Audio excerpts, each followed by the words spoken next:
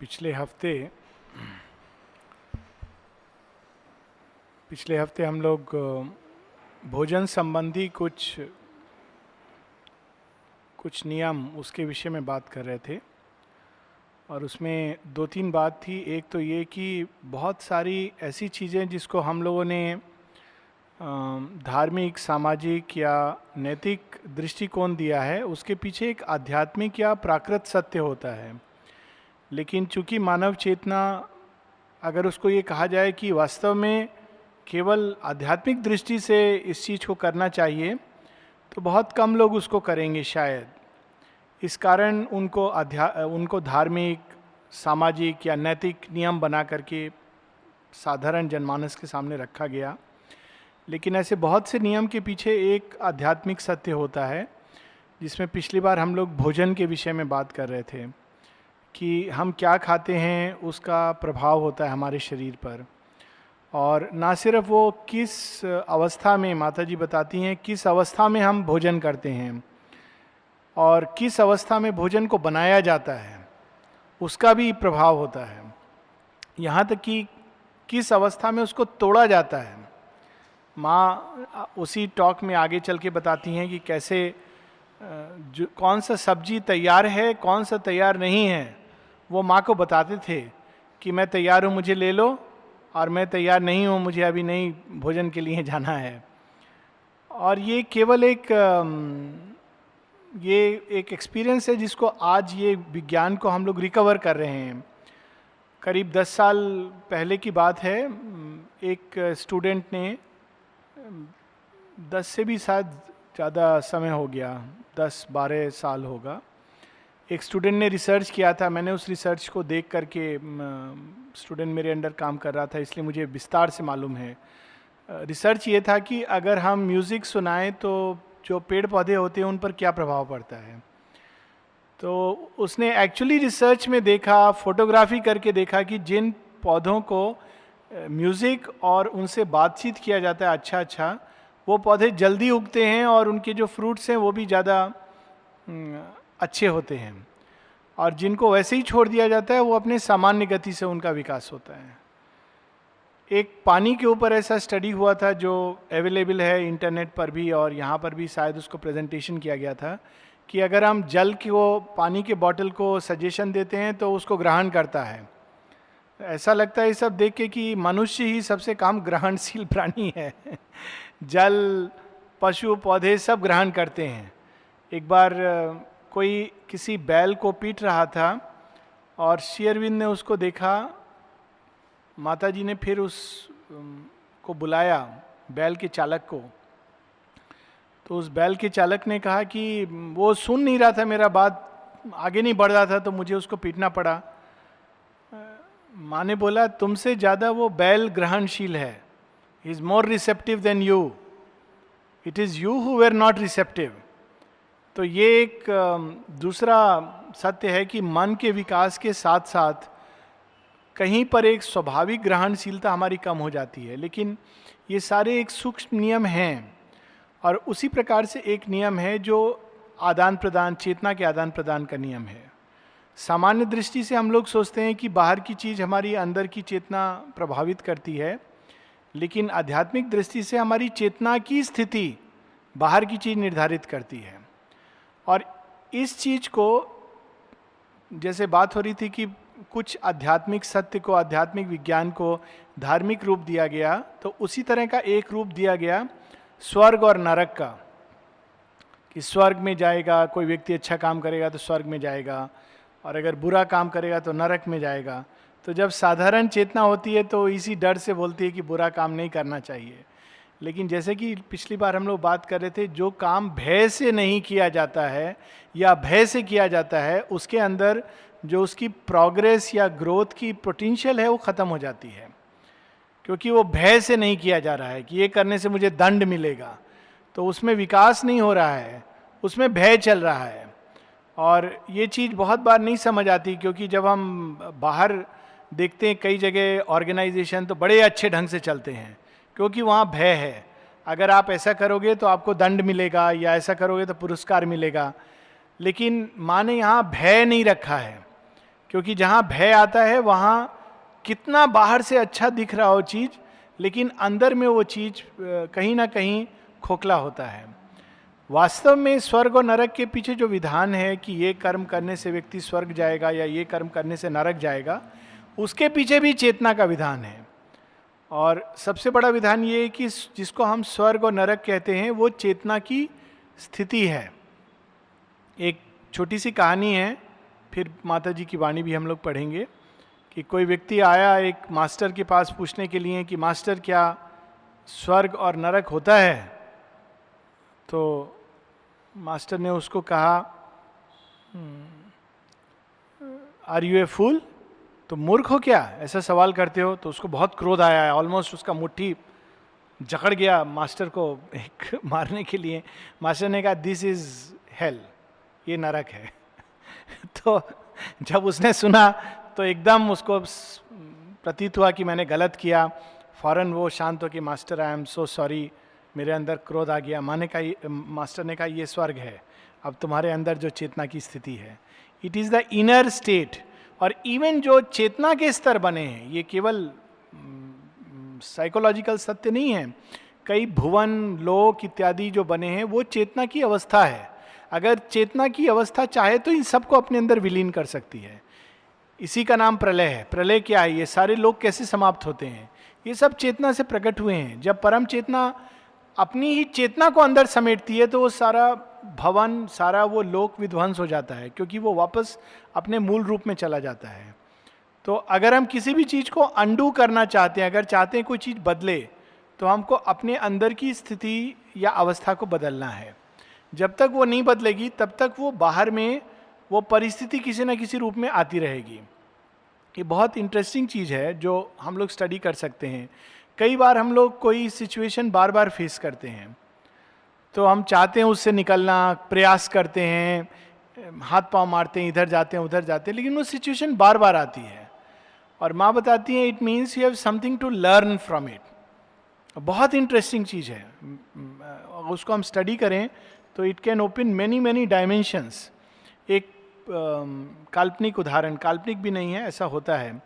कोई ऐसा व्यक्ति आपसे मिलता है जो बहुत ही क्रूड है, बहुत उसको देख करके साधारण व्यक्ति चाहता है इसको अवॉइड करो कहीं ना कहीं, लेकिन बार बार आपके सामने आ रहा है।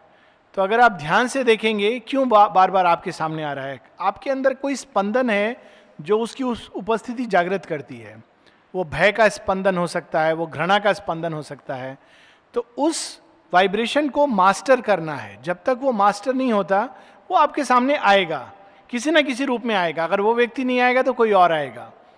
और जब उस स्पंदन को हम मास्टर कर लेते हैं तो बाहर की स्थिति का असर समाप्त हो जाता है। ये अवस्था इतने हाइट तक जा सकती है, श्री अरविंद कहते हैं कि there is no reason why we should give a certain response to a certain situation, event और ऑब्जेक्ट। हम किसी घटना या किसी चीज के प्रति एक पर्टिकुलर रिस्पॉन्स देते हैं, इस अवस्था तक मास्टरी जा सकती है कि हम उसके बिल्कुल विपरीत रिस्पॉन्स दें। सुनने में बहुत अच्छा लगता है। प्रश्न उठता है, मान लो किसी को रोग है, क्या वहां भी ये लागू होता है? हाँ, वहां भी लागू होता है। हम सुनते हैं कैंसर, इमीडिएटली मन के अंदर बहुत सारे रिस्पॉन्स। हम चाहें तो बिल्कुल विपरीत रिस्पॉन्स दे सकते हैं और उसका विपरीत प्रभाव पड़ेगा शरीर के ऊपर। और ये कहाँ तक जा सकता है, माता जी ने एक स्टोरी बताई है और मैंने वो कहीं नहीं पढ़ी है। श्री रामकृष्ण के बारे में स्टोरी है। मैंने श्री रामकृष्ण का कथामृत पढ़ा है और विवेकानंद जी का साहित्य और बहुत कुछ उनका विषय में पढ़ा है, लेकिन ये स्टोरी कहीं नहीं पढ़ी है। And I would be happy if somebody tells me कि ये स्टोरी कहाँ है, लेकिन माँ ने इसको बताई है। That is the beauty of this story. तो माँ स्टोरी बताती हैं कि एक बार श्री रामकृष्ण परमहंस ध्यान कर रहे थे, तो सडनली एक कोबरा ने उनको बाइट कर लिया। पास में नहीं आया। अलेक्जेंड्रा डेविड नील की कहानी है जहाँ टाइगर सामने आया और अलेक्जेंड्रा डेविड नील के मन में भाव आया, एक बहुत करुणा का भाव आया कि क्या फर्क पड़ता है अगर वो मुझे खा भी लेगा तो कम से कम मेरा शरीर किसी के लिए भोजन, उसका पेट शुद्धा भक्षण करेगा। बहुत करुणा का भाव आया, कंपैशन। माने इस स्टोरी का नाम दिया मिस्टर टाइगर। ये मैं अभी दूसरी स्टोरी सुना रहा हूँ, फिर रामकृष्ण की स्टोरी पर। तो वो अलेक्जेंडर डेविड नील इस भाव से ध्यानस्थ हो गई कि अब ये मुझे खाएगा, और वो करुणा में भगवान में तो बुद्धिज्म में विश्वास नहीं है, लेकिन उस करुणा के साथ she try to identify her self. 5 minute, 10 minute, 15 minute, कुछ नहीं हुआ। थोड़ी देर बाद जब वो ध्यान से वापस आई सामान्य चेतना में, तो टाइगर चला गया था। लेकिन परमहंस के साथ एक कदम आगे, the cobra bit Shri Ramakrishna Paramahamsa. तो माँ बताती कि उन्होंने आंख खोला, श्री रामकृष्ण परमहंस ने देखा कोबरा ने काटा है, हाथ को ऐसे झाड़ा और कोबरा को तरफ देख के बोले, mother Kali, why have you bit me like this? माँ काली, तुमने मुझे ऐसे क्यों काटा? और वापस ध्यान में चले गए। Nothing happened. This is mother story, this must be true. कि चेतना की ऐसी अवस्था हो सकती है जहां हमारी अंदर की अवस्था सब कुछ बाहर का निर्धारित करती है। और मॉडर्न साइंस में भी इसको हम लोग रिकॉग्नाइज करते हैं। जब हम लोग पढ़ते थे मेडिसिन में कि कोई सांप काटता है तो क्या करना चाहिए, तो 3 नियम थे। सबसे पहला चीज था, tell the patient not to panic. मरीज को ये बोलो पैनिक नहीं करना है, भय मत लाओ अपने अंदर, क्योंकि भय से शरीर के अंदर ऐसे हार्मोन निकलते हैं जो सब कुछ गलत दिशा में ले जाते हैं।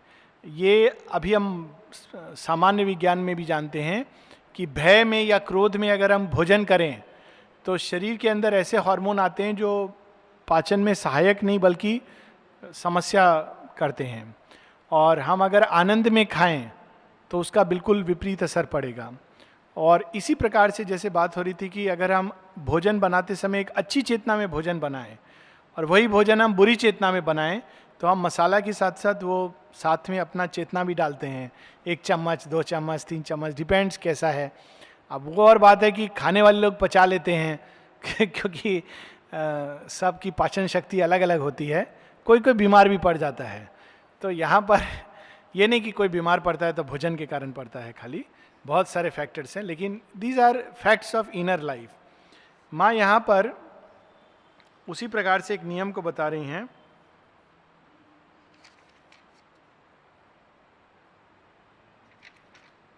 धम्मपद में एक नियम बताया गया है, चेतना का एक विधान है।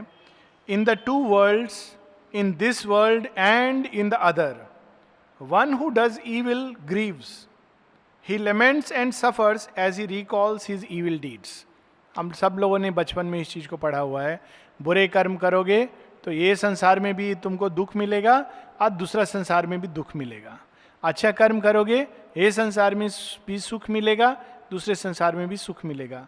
प्रॉब्लम होता है कि जब हम दुख और सुख को बाहरी मापदंड से समझते हैं तो ये नियम देखने में नहीं आता है।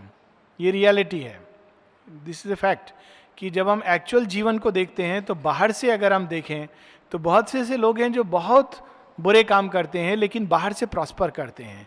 जितने हमारे पॉलिटिशियन हैं सब, कोई party cutting across party lines, आप देखेंगे बहुत से वकील हैं जो बहुत झूठ बोलते हैं, सब कुछ बुरा, लेकिन बाहर से प्रॉस्पर करते हैं। और ऐसे लोग हैं जो बहुत अच्छे हैं, स्वभाव से भी अच्छे हैं, लेकिन बाहर के दृष्टि से सफ़र करते हैं। तो प्रश्न उठता है कि फिर ये नियम क्या नियम है? क्या ये नियम केवल लोगों को डराने के लिए बनाया है? तो यहाँ माँ इसके पीछे जो सत्य है वो बता रही हैं। माँ बता रही हैं, it is quite evident that when you act in an ugly and mean way, naturally you are unhappy. But to be unhappy because you are conscious of the ugliness of your actions seems to me to be already a very advanced stage. अब यहाँ जो unhappiness की बात बता रही हैं वो inner unhappiness. आप बाहर कैसे भी अवस्था में होंगे, अंदर में अगर अगली या मीन, खासकर स्वार्थ से भरा काम करेंगे तो अपने आप हमारे अंदर दुख उत्पन्न होता है। Generally people are all together blind to the ugliness of their own action. अधिकांश लोग ये जानते भी नहीं है कि वो जो काम कर रहे हैं वो उचित नहीं है या अगली है। They do wrong through ignorance. 2 प्रकार के गलत काम होते हैं, एक जो अज्ञान में किया जाता है, एक जो ज्ञान में किया जाता है। दोनों के परिणाम बहुत भिन्न होते हैं। इसीलिए बहुत से नियम साधक के लिए लागू होते हैं, साधारण लोग के लिए नहीं। और हम लोग बहुत जल्दी उसको सबको बताने में लग जाते हैं, जबकि वो उसके लिए जो इनर लाइफ लीड कर रहा है, क्योंकि इनर लाइफ जब लीड करते हैं तो कॉन्सिक्वेंसेस कहीं अधिक होते हैं. उसका एक उदाहरण है कि जितना आदमी अंदर में उत्कृष्ट होता है उतना जिम्मेदारी, छोटा बच्चा बहुत कुछ करता है और उससे उसको माफ हो जाता है. वही चीज़ जब बड़ा व्यक्ति करता है तो उसके कॉन्सिक्वेंसेस बहुत अलग होते हैं.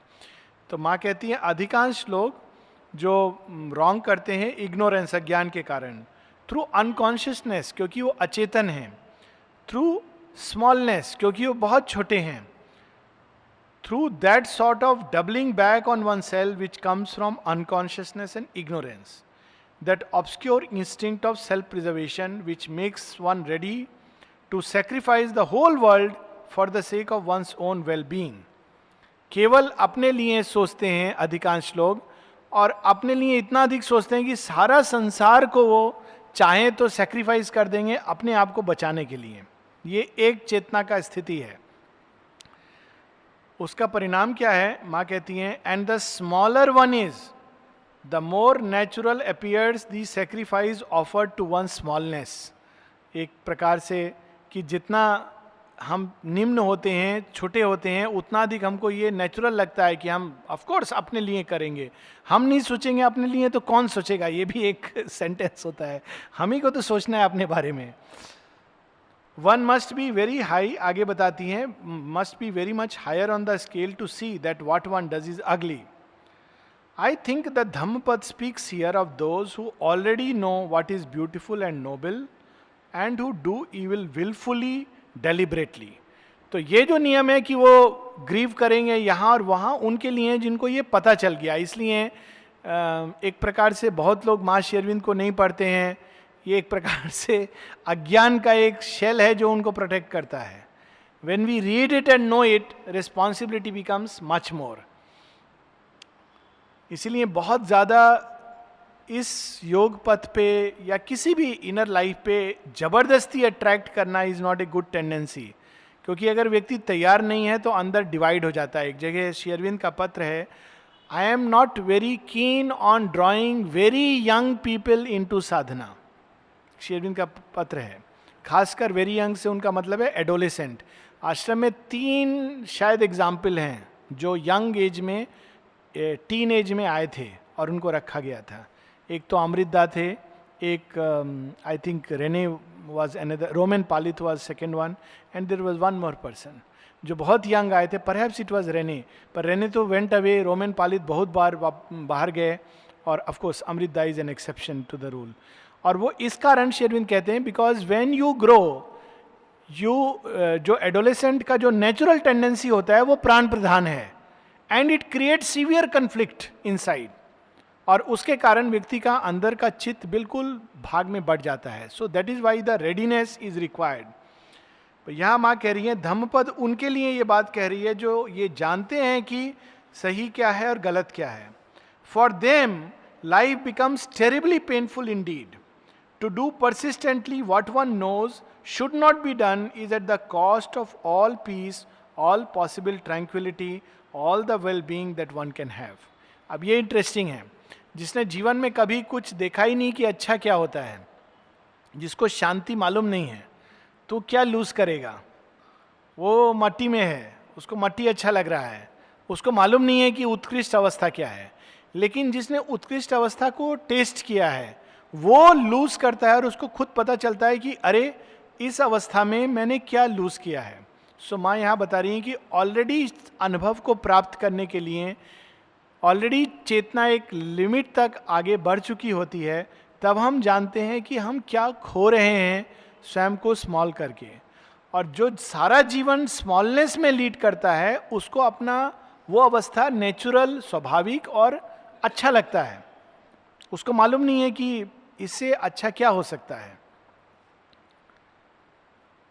He who lives lies is constantly uneasy in the fear that his lie may be discovered.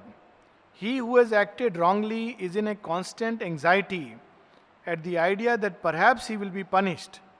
In reality, even for a purely egoistic reason, to do good, to be just, straight, honest, is the best means to be quiet and peaceful. तो अब माँ पहले इसका practical side बता रही हैं. कहती even practical life में अगर आप स्ट्रेट हो, अगर आप सच बोल रहे हो और जस्ट हो, तो सबसे बड़ा एडवांटेज ये होगा उसका कि रात को नींद अच्छा आएगा. आपको बार बार याद नहीं करना है कि हम उसको क्या बोले थे. अभी नेक्स्ट कोई कुछ पूछेगा तो हमको दूसरा चीज इन्वेंट करने का जरूरत नहीं है. जब हम सच बोलते हैं तो इवन प्रैक्टिकल लाइफ में माँ बता रही हैं, जैसे लास्ट टाइम हम कह रहे थे इनके पीछे एक प्रैक्टिकल और स्पिरिचुअल ट्रूथ होता है, तो माँ बता रही है इवन प्रैक्टिकल लाइफ में शांत रहने का सबसे अच्छा तरीका है to be just, straight, honest and to be good, to reduce one's anxiety to the minimum. इससे हम लोगों का जो चिंता है सबसे कम हो जाता है.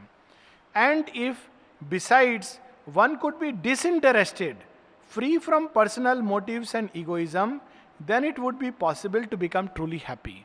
सारा दुख कहाँ से आता है? जब हम केवल अपने बारे में सोचते हैं. तो बहुत सिंपल है, हमको ये प्राप्त क्यों नहीं हुआ, हमारे उसको ये चीज़ क्यों नहीं मिला, हमसे ये चीज़ क्यों छीन लिया गया. तो माँ कहती है you should be disinterested. Even practical life, spiritual life का बात नहीं है. कोई काम हम करते हैं, डिसइंटरेस्टेड का मतलब ये नहीं है are not interested. Disinterested is कि एक प्रकार का न्यूट्रल अवस्था. इसलिए कोई काम नहीं करना कि इससे हमको क्या लाभ मिलेगा. जब हम इस भाव से काम करते हैं तो इमीडिएटली दुख शुरू हो जाता है. कोई भी चीज़ हम कर रहे हैं, जैसे कोई, कई बार ये लाभ सूक्ष्म होता है कि हमको क्या अप्रिसिएशन मिलेगा. तो शुरू में लोग बहुत उत्साह से काम करते हैं क्योंकि उनको लगता है कि सब लोग हमको बहुत स्पेशल समझ रहे हैं. थोड़ा दिन बाद अप्रिसिएशन नहीं मिलता है तो उनका जॉय खत्म होना शुरू हो जाता है. क्यों? कोई अप्रिशिएट ही नहीं कर रहा है. और कुछ दिन अप्रिसिएशन नहीं मिलता है तो फिर वो कंप्लेन करने लगते हैं, देखो ये क्या फ़ायदा, यहाँ सब दिन 8-8 घंटा काम करके क्या लाभ है. कोई ये बोलने वाला भी नहीं है कि कितना अच्छा काम कर रहे हो. But that is precisely the whole lesson. इसके लिए काम करने से अच्छा है नहीं करना. माँ कह रही है unhappiness is coming from egoism. चूंकि हम इस स्मॉलनेस के कारण काम कर रहे हैं. और ये इवन बाहर के जीवन में, सिर्फ आश्रम के जीवन में नहीं, बाहर के जीवन में भी जो लोग रियली प्रसन्न रहते हैं वो अपने काम को इसलिए नहीं करते हैं कि उससे हमको क्या मिलेगा, but because they really enjoy doing a job perfectly. मुझे एक छोटा सा एग्जाम्पल, पहला शुरू में हम लोग मेडिकल कॉलेज ख़त्म होने के बाद इंटर्नशिप होता है, जब हम लोग को रोटेशन में जाना पड़ता है. तो एक सर्जरी डिपार्टमेंट का, मुझे अभी भी घटना याद है, एक सर्जन था. सब लोग बोलते थे बहुत अच्छा सर्जन है, बहुत वेरी नाइस एवरीथिंग. तो उसका साथ काम करने में थोड़ा दिन प्रैक्टिस क्या मिलेगा. तो I was also there in one of his surgeries. तो हम लोग छोटे छोटे इंटर्न उसको छोटा मोटा काम दे देते हैं कि ये पकड़ के लीवर को तुम पकड़ के खींच के रखना. अभी 8 घंटा सर्जरी चलेगा, आपको लीवर को खाली पकड़ करके रखना है. कहीं स्लिप हो गया तो डांट पड़ेगा. अभी इज सो डिफिकल्ट, मतलब पूरा कंसंट्रेशन चाहिए, जोगी कंसंट्रेशन. और वो क्या करता था, सिर्फ जब वो पेट को खोलता था तो उसको इससे नहीं था कि ये रोग है इसको हटा दो. वो एक एक छोटा चीज जो शरीर के अंदर उसको, जो पेशेंट कंप्लेन भी नहीं कर रहा है, एक बार मैंने उसको देखा, वो इंटेस्टाइन के अंदर से एक वॉर्म अंदर में दिखाई दे रहा था, उसको निकाल रहा है. It is not necessary, but he was a perfectionist. शरीर के अंदर कोई चीज उसको दिख गया, कोई चीज छोटा से छोटा, he wants to do it. और वो करने के बाद उसको इतना प्रसन्न, हम लोग थक जाते थे 2 घंटा असिस्ट करके कि कितना बोरिंग काम है इसे पकड़ के. वो करने के बाद में आनंदित होता था. क्यों? उसको कुछ एक्स्ट्रा पैसा नहीं मिलेगा. मिलिट्री में सबको समान पे मिलता है, लेकिन क्योंकि उसने काम किया है, not because of any ego. Patient को भी नहीं मालूम है कि क्या किया है, पेशेंट को ये सब नहीं बताएगा कि मैंने क्या क्या किया है, but just a job done well. तो माँ कहती इवन नॉर्मल लाइफ में प्रॉब्लम आता है जब हम एक्शन किसी लाभ का आकांक्षा से करते हैं. Disinterested action always brings happiness. आगे मां बता रही हैं, what the Dhammapada speaks says here is an almost possible way, is essentially true. Naturally, it does not refer to those who think, oh, how good I am, how nice I am, and therefore feel happy. That is childishness, जो हम लोग अभी बात कर रहे थे. But when you are good, when you are generous, noble, disinterested, kind, you create in you, around you, a particular atmosphere. And this atmosphere is a sort of luminous release. You breathe, you blossom like a flower in the sun.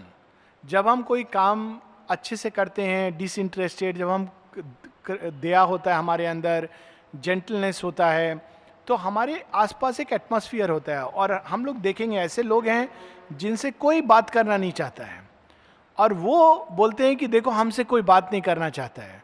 वो एक negative state में रहते हैं, और उनका negative state को दूसरे avoid करने के लिए उनको अवॉइड करते हैं. तो उनको लगता है कि देखो हमसे कोई नहीं मिलना चाहता है, वो और नेगेटिव स्टेट में चले जाते हैं, और ये विशियस साइकिल हो जाता है.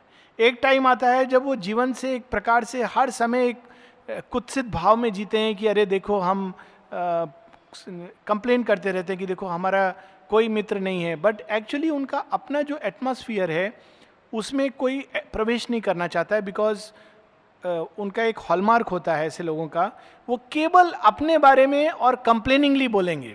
आप देखेंगे केवल अरे मेरा साथ ये बुरा हुआ, वो बुरा हुआ. अब ऐसा व्यक्ति को आप 2 मिनट, 3 मिनट, 5 मिनट सुन सकते हो. अगर आपका प्रोफेशन है तो बात अलग है, नहीं तो एक लिमिट के बाद मित्र के रूप में यू कैन नॉट टेक.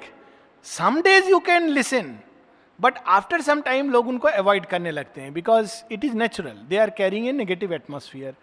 और वो सोचते हैं कि देखो कोई हमारा लाइक नहीं करता है, हमारा फ्रेंड नहीं है. पर माँ कह रही है because of the atmosphere you carry, there is no painful recoil, there is no painful recoil on your self, no bitterness, no revolt, no misery. किनके बारे में? जो लोग काइंड हैं, डिसइंटरेस्टेड हैं, गुड हैं, नोबल हैं. नोबल मतलब अपने से पहले उन लोगों का सोचना जो हमारे साथ काम कर रहे हैं. किसी भी कार्य को करने के पहले देखना कि वो उत्कृष्ट है कि नहीं है. शुद्रता नहीं होना, स्मॉलनेस नहीं होना, that is noble. Nobility is that. और जो लोग उस प्रकार के होते हैं वो अपने अराउंड एक बहुत सुंदर वातावरण लेके घूमते हैं. और माँ कहती हैं कि उस वातावरण में क्या होता है, बिटरनेस नहीं होता है. एक जगह नौलिदा ने बहुत अच्छा बात लिखा है कि जब तुम बिटर होते हो तो भगवान को तुम्हारी चेतना का स्वाद बिटर लगता है. तो जैसे हम किसी को करेला बहुत अच्छा फ्रूट है, लेकिन आप किसी को बर्थडे में करेला नहीं गिफ्ट करते हैं, है ना, मिठाई गिफ्ट करते हैं. क्यों? अच्छा फ्रूट है लेकिन इट टेस्ट बिटर. तो जब हम भगवान को बिटरनेस देते हैं तो उस प्रकार का चीज़ है. अब है अंदर में यही, तो हम लोग वही देंगे, लेकिन it's like giving poison. God will take it, that is different. तो माँ कहती हैं there is no bitterness, no revolt, no miseries. Spontaneously, naturally, the atmosphere becomes luminous and the air you breathe is full of happiness. हमारा वातावरण प्रकाश में होता है और हम जो श्वास लेते हैं वो अपने आप वो हमको रिफ्रेश करता है. And this is the air that you breathe in your body and out of your body, in the waking state and in the state of sleep, in life and in the passage beyond life, outside earthly life until your new life. तो ये जो धम्मपद में कहा था, इस जगत में और दूसरा जगत में क्यों, जो व्यक्ति हर समय विशालता में रहता है, आनंद में रहता है, वो मृत्यु के बाद भी आनंद अवस्था में जाता है. जो हर समय बिटरनेस, रिवोल्ट, वो मृत्यु के बाद भी वैसे जगत में चला जाता है जहाँ पर बिटरनेस, रिवोल्ट, झगड़ा, क्योंकि उसको उसी का आदत है, वो दूसरा कुछ अवस्था जानता नहीं है. तो माँ कहती हैं in this state, waking, sleep, all the time you are breathing that atmosphere. Otherwise we carry this into the worlds beyond. यहाँ तक ईश उपनिषद कहती है कि अगर हम डिप्रेशन के स्टेट में प्राण हमको नहीं त्याग देना चाहिए, because it is not good. हम लोग अलग जगत में जाते हैं. Of course I have seen people come out of that state also, even going to other worlds, but in a general way it is good to remain always in a state of happiness and beauty and light. नहीं तो हम लोग इस जगत में सोने में, जागने में ऐसे लोग हैं जो हम लोग बहुत खुश होते हैं कि अच्छा ये सोता रहे थोड़ा दिन, और ऐसे लोग हैं जिनको लोग चाहते हैं कि रोज देखें, रोज मिलें, because they carry certain atmosphere.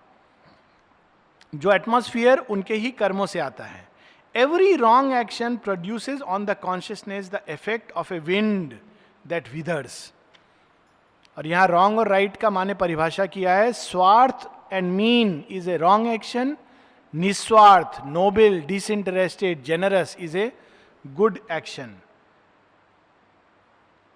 जब हम स्वार्थ में काम करते हैं तो वो एक ऐसा ठंडा हवा जैसे कुम्हला देता है फूल को, वैसा उसका प्रभाव पड़ता है। Of a cold that freezes और of burning flames that consume. Every good and kind deed brings light, restfulness, joy, the sunshine in which flowers bloom. और लास्ट में एक छोटा सा चीज की, ये बहुत इंटरेस्टिंग एडवाइस है।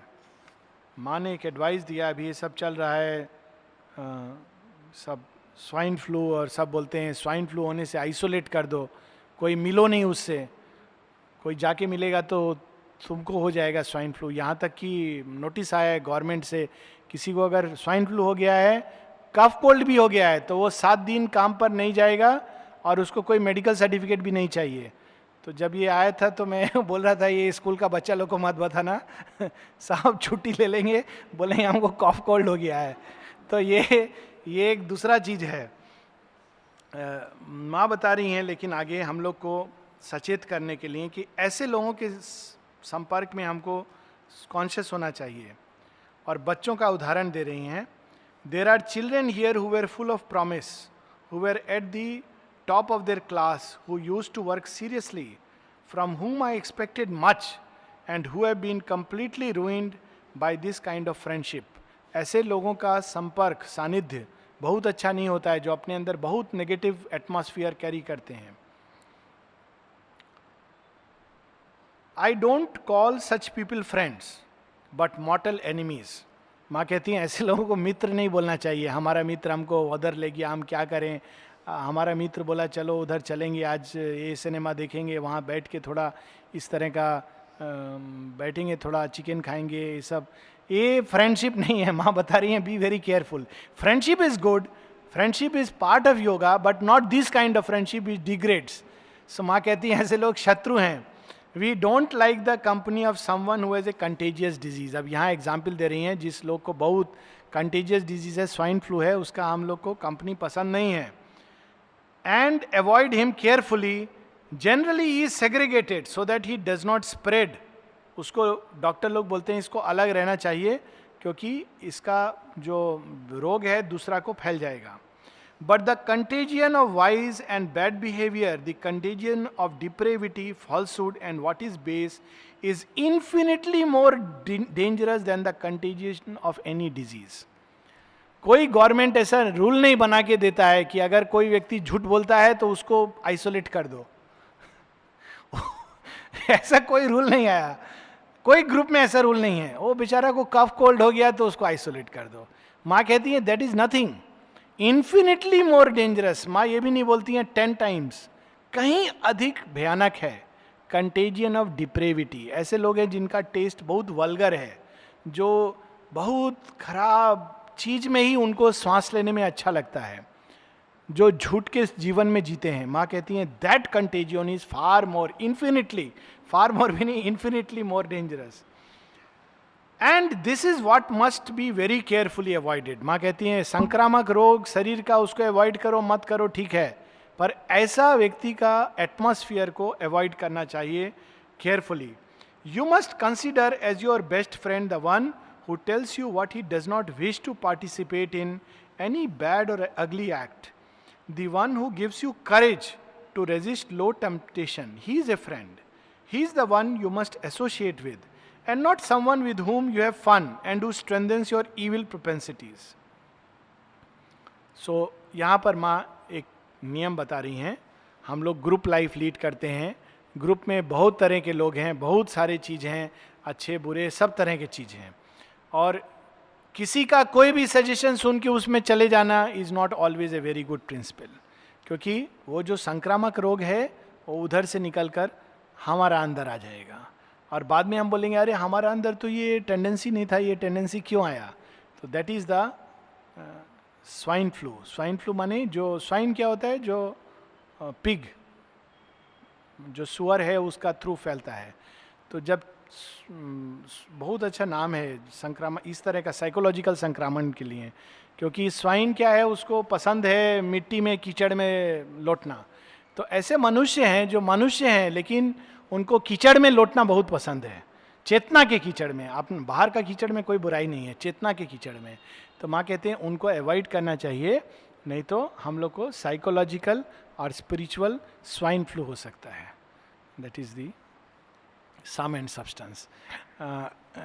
नेक्स्ट 2 हफ्ता मैं बाहर जा रहा हूँ, तो 2 वेडनेसडे हम लोग क्लास नहीं करेंगे।